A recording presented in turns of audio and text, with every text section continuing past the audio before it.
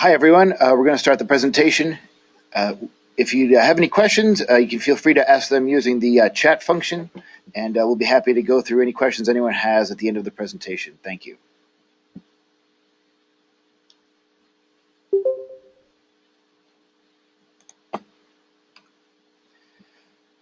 On slide 2, we provide a brief overview of the partnership between ProAssurance and William R. Carey.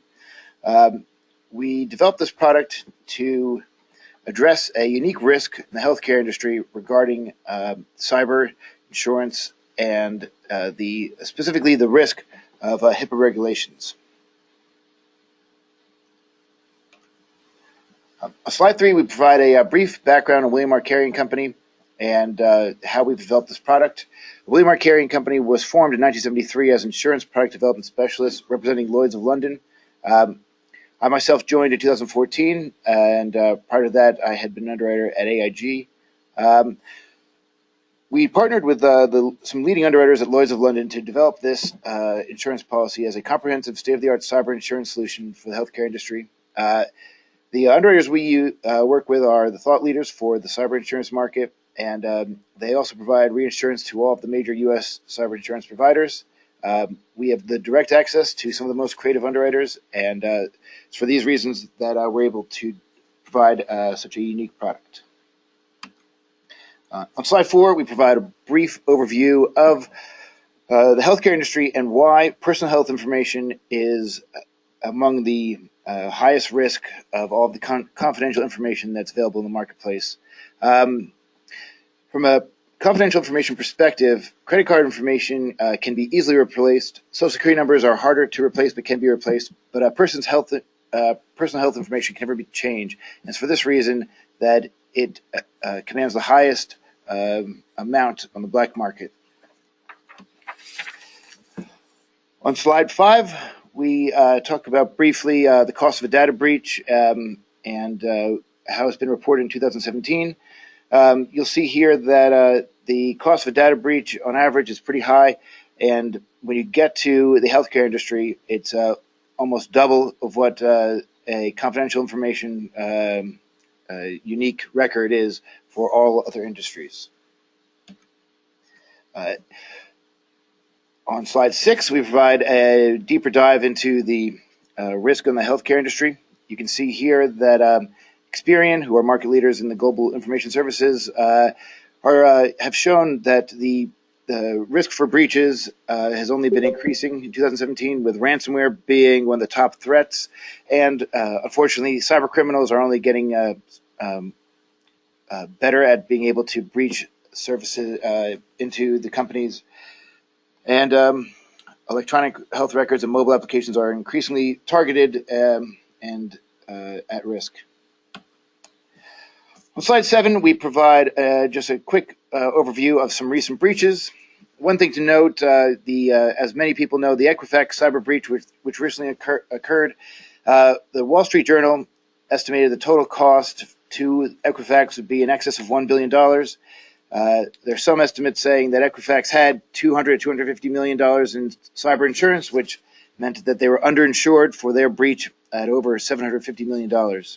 You also see here 21st Century Oncology, due to a breach that they have an outstanding $57 million class action lawsuit.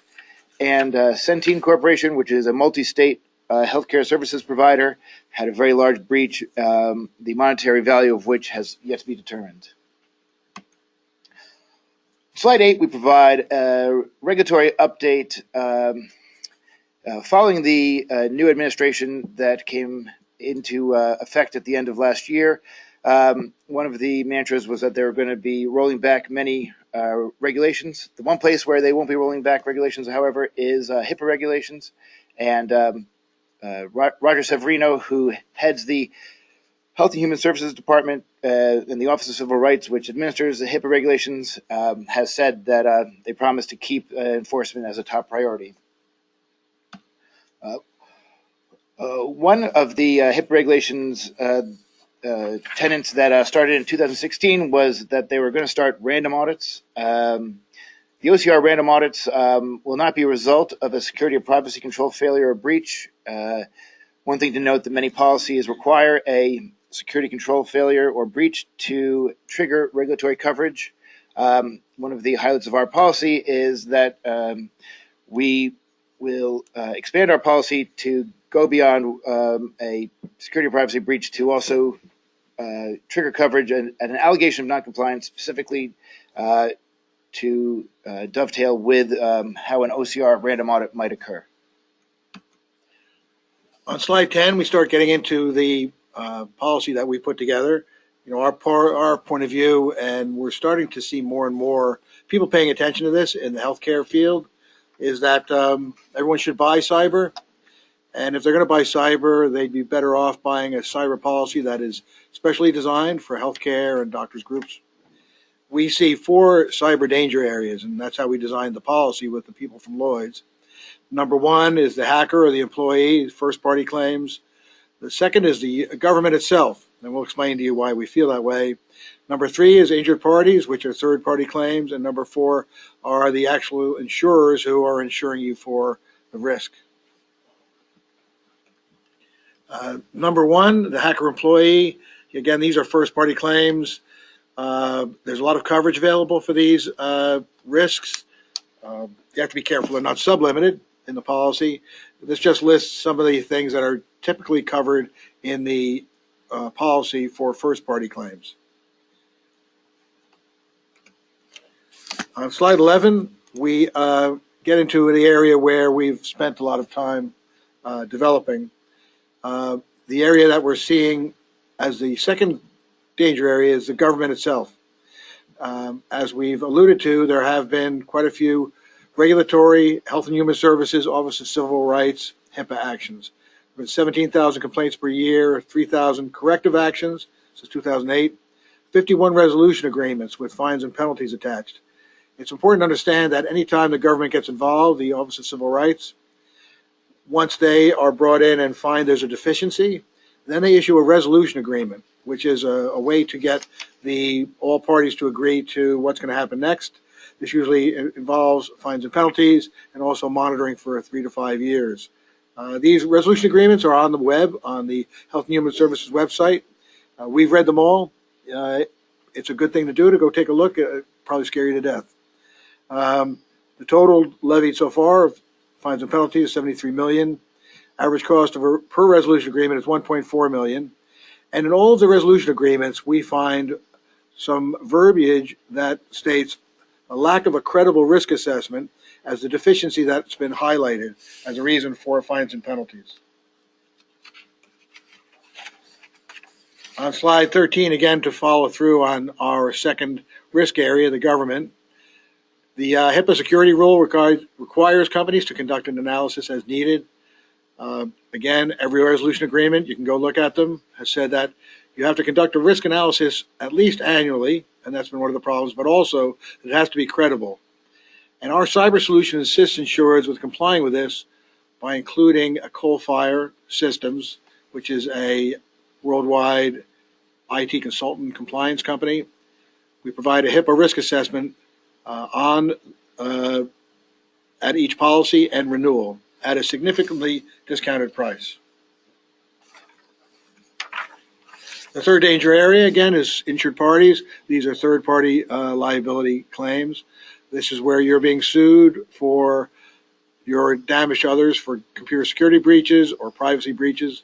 The other point that we hear from lawyers is that everybody assumes that injured parties are going to receive strong benefit from any government action if you're fined by the OCR.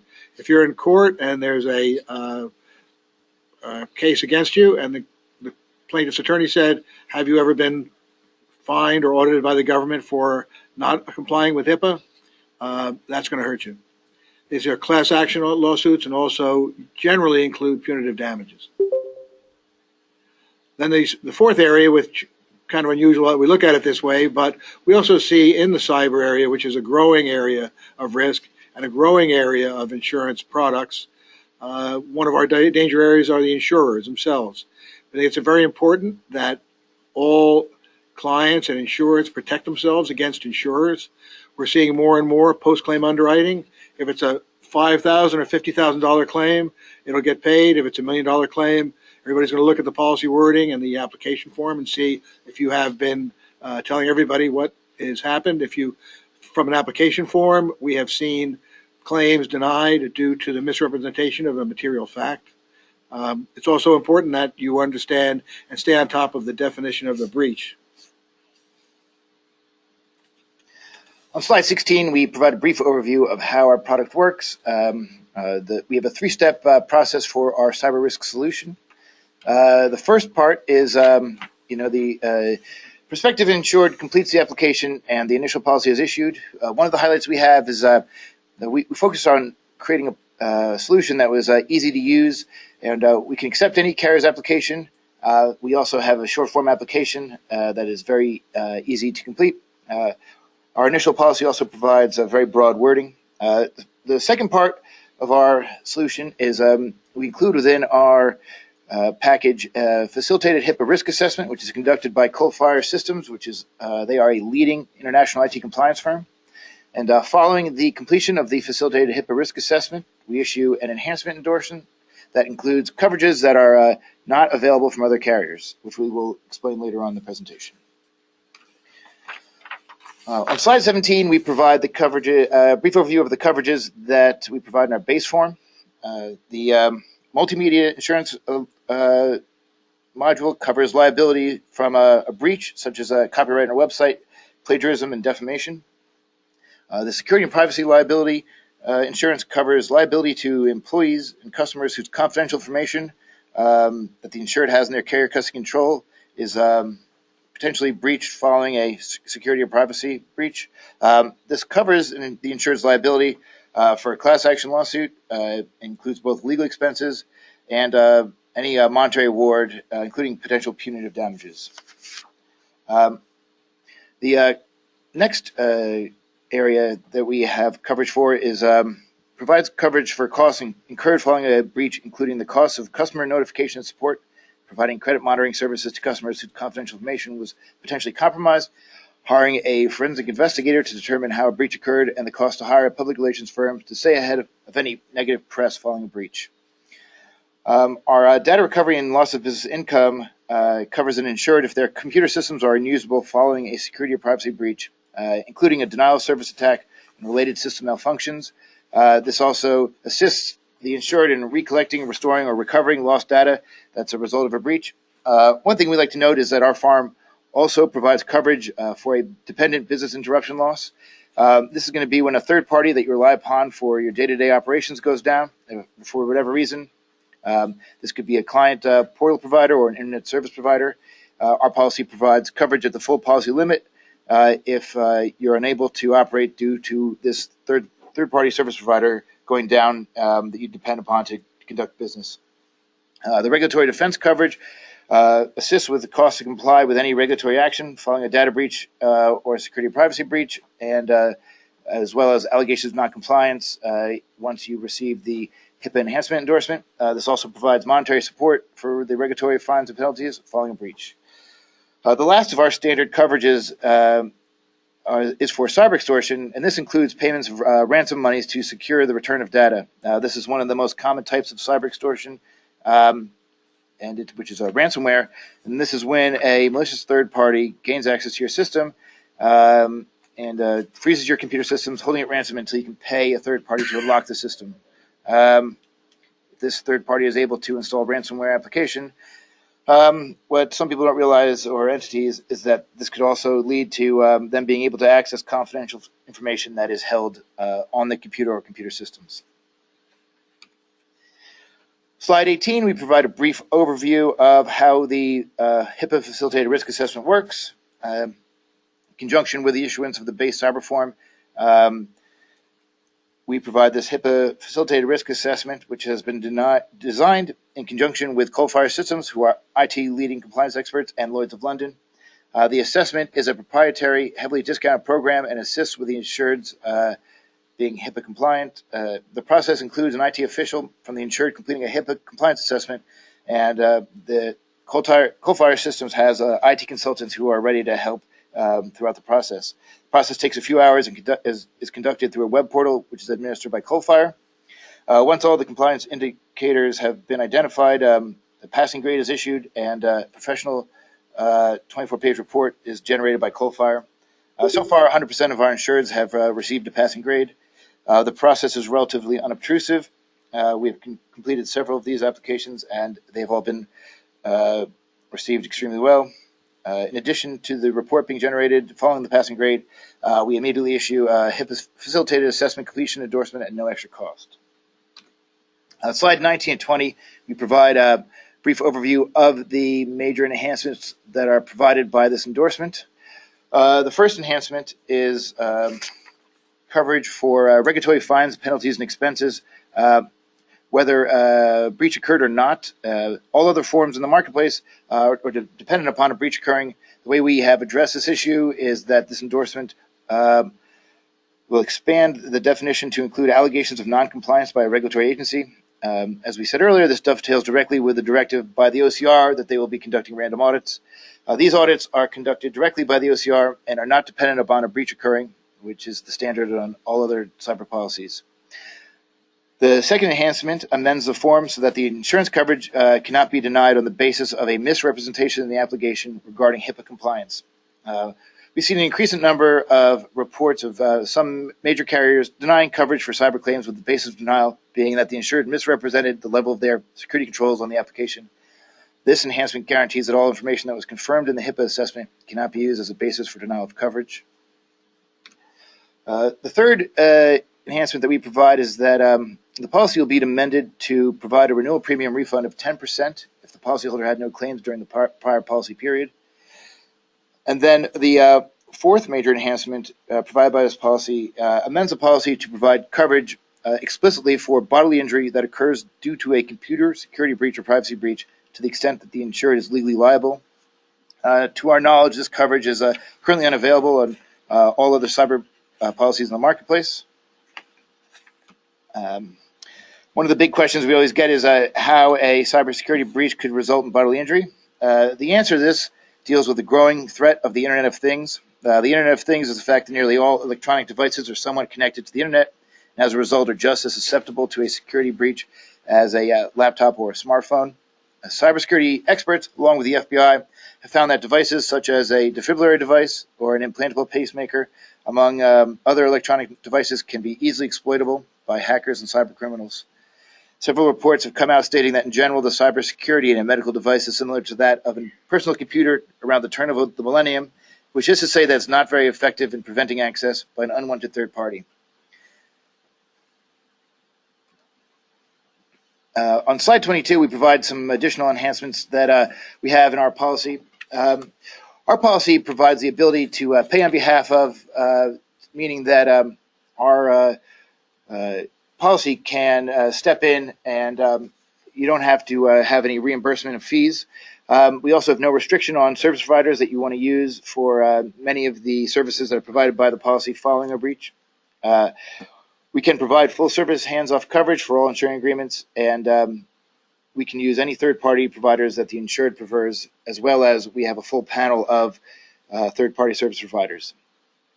Cloud service providers and technology service providers are now included in the definition of computer systems, computer networks.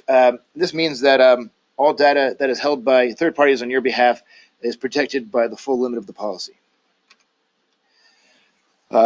Some additional enhancements are that cyber extortion is extended to mean that coverage under the policy definitively includes Bitcoin to assess with ransomware exposures, and we also include full prior acts coverage at inception. We are continually to develop cutting-edge cybercrime coverage within our form. We include social engineering fraud coverage, covering a fraudulent funds transfer due to a misleading electronic or telephonic communication, which was believed to be genuine. We also have coverage for telephonic impersonation, where an unwanted third party is able to mask their phone number and make it look like they are calling from your genuine phone number, and anything that they can use to cause financial harm will be covered under the policy. One of the things we wanted to bring up was in the industry, what's becoming fairly common, and we insure it also, is full retroactive coverage. So these are claims-made policies that respond when a claim is made, and it just depends on how far the retro cover will go back. Underwriters are offering full retro coverage, but it is kind of misleading because so we found in conversations with some prospective clients and insureds who have not yet purchased cyber coverage that they take this to mean that, well, if it's full retroactive, if we have a problem, then we'll buy coverage. No matter what, in any retroactive coverage endorsement, it's going to insist that anything that you knew about or reported or was reported to you would not be covered. So even with full retro, if something happens, that's not going to be covered. As far as regulatory and third-party lawsuits, our point is that we have put this product together, to protect our insureds, for it to be specifically designed for healthcare and for the HIPAA risks. It's not true that and we would never say that you don't need, and this product would take the place of an IT manager or further rules and regulations. We're just stretching those regulations and those risks into our insurance policy. Our insureds, if they're going to be brought into a regulatory environment or a third-party lawsuit, if somebody says, please explain to us how you protected your information, our insureds are going to be able to say, we purchased a cyber insurance policy from Lloyd's of London, one of the largest financial markets in the world, which included a comprehensive risk assessment conducted by a market-leading IT consulting and compliance contractor. Upon completion of this assessment, we received an endorsement from Lloyd's of London providing substantial enhancements of coverage. What we've seen in these resolution agreements is that the government is saying and fighting against willful noncompliance with government regulations. So our insureds are going to be in a position that they don't have to say that. One of our questions would be, if you're not, everyone should purchase cyber coverage. You should purchase the best cyber coverage you can and you can afford. As with other coverage, we would say buy a higher deductible, but buy good limits. We also hear from people, well, why should I buy cyber coverage? Cyber is not going away. And we've been at this now, in particular with our own policy, for just over a year. We've seen a tremendous growth in interest, and our pricing is comparable with other products, but our question is, why would you buy less coverage for less protection? On slide 25, we provide a brief overview of the ease of reporting a claim. Our cyber policy is backed up by a 24-hour, 7-day-a-week breach support hotline, which is administered by Baker Hostetler. Baker Hostetler are the market leaders for cyber breach support and are used by most major cyber insurance carriers. As we said earlier, we provide a panel of third-party service providers that an insured can choose from, or the insured can use their own preferred service provider, depending upon the exact need. Most other carriers will not let you use any service provider outside of that you would like outside of their preferred panel. On slide 26, we provide and the following slides, we provide a brief overview of claim scenarios and how the risk is covered. On this slide, we show how the regulatory defense expenses coverage would work, specific to a HIPAA breach. On slide 27, we show how our enhancement endorsement works. The first claim scenario talks about if you are subject to an OCR, HIPAA random audit, and the OCR finds that that there was something that within their review that could potentially lead to alleging that you're out of compliance. Our policy would respond with a full limit of the policy to defend and provide monetary support for any fines and penalties that are levied. The next enhancement we show here is how a misrepresentation or on the reps and warranties on the application could lead to some type of issue where the insurance company denies coverage or provides an allocation of a percentage of the risk that they're going to cover. Our underwriters have told us that that's not going to be their point of view, once they go through the process, that they're going to be providing full coverage regardless of whether or not there are any answers on the application that they could use to deny coverage. Slide 28, we show how the bodily injury coverage can work. You'll see here that our claim scenario is while a doctor at the insured is carrying out a procedure on the patient, a security breach could occur, which would allow a malicious third party to gain access to the insured's internal internet. This third party causes all the machines that are connected to the internet to malfunction. As a result, the patient who's having a procedure receives an unintended injury. The response to this would be damages and defense costs for any legal liability surrounding the incident. One thing we like to note is generally an insurer's medical malpractice coverage is going to have a cyber exclusion, which would not cover a loss of this type.